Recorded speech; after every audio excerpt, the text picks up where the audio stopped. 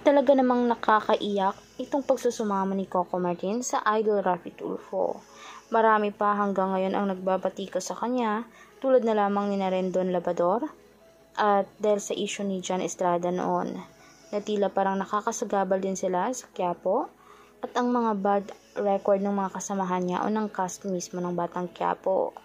Kaya nga humihingi ng tawad si Idol na sana tigilan na nilang pangbabash kay Coco at sa cast ng mga Batang Quiapo dahil walang patutunguhan ito. Mabait na tao si Coco at hangad lamang niya makapagbigay ng trabaho.